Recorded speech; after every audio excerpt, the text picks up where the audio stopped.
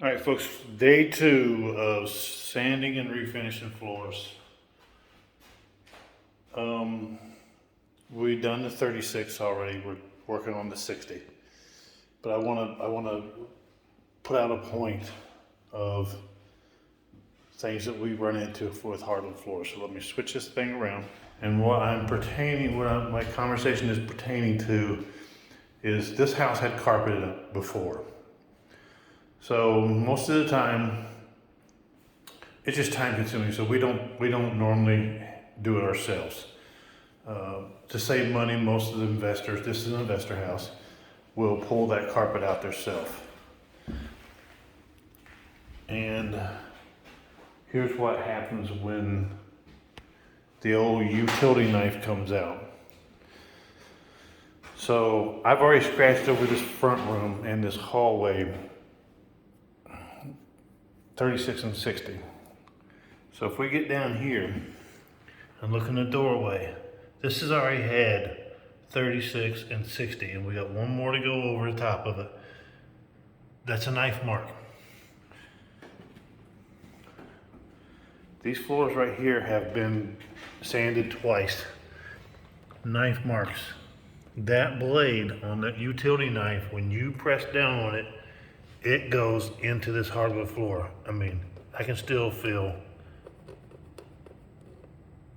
it's getting close, but it's not going to come out. Guys, it's not going to come out. I mean, we can destroy these floors trying to get those marks out.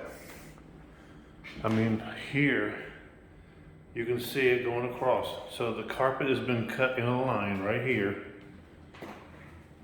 all the way over to the fireplace. Guys, and here's just a drag mark. That's just a drag mark of furniture. So let's pick up furniture, heavy furniture, put sliders under it or something. So they cut the carpet there, and then they cut the carpet right here.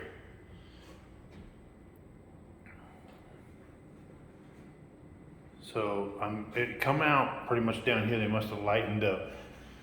But guys, your utility knife is a great tool, but man, we got to pick the carpet up, pick it up off the floor, and cut it. And then they actually make a carpet knife that will cut carpet like butter, almost, with a good blade. So get the utility knife off the floor and quit using it as a pressure point, because you are sticking that blade down in there. It's a good piece. I want to say 1/4 inch. It's in between an 1/8 and a 1/4 that you're sticking that blade, that tip of that blade down on the floor, and it just doesn't come out. I mean, it won't come out.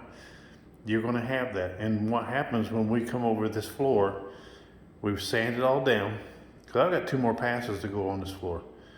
When we get to the staining part, that stain gets into that crack and it stays darker, and you see it. You will see that part. You will see that knife mark. You'll see it. So guys, pick up the carpet, take a little bit more time,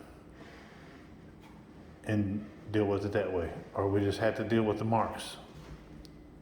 Thank God this is a rental property, so it is not as super important. But if this was a $1 million home that somebody come in and put, well, not a $1 million home, but anyway, a more expensive home, and somebody come in and took the carpet out, and I come in and sanded the floors, you would want that line out. And I would tell you, look, to get that out, we're getting down into danger zone here.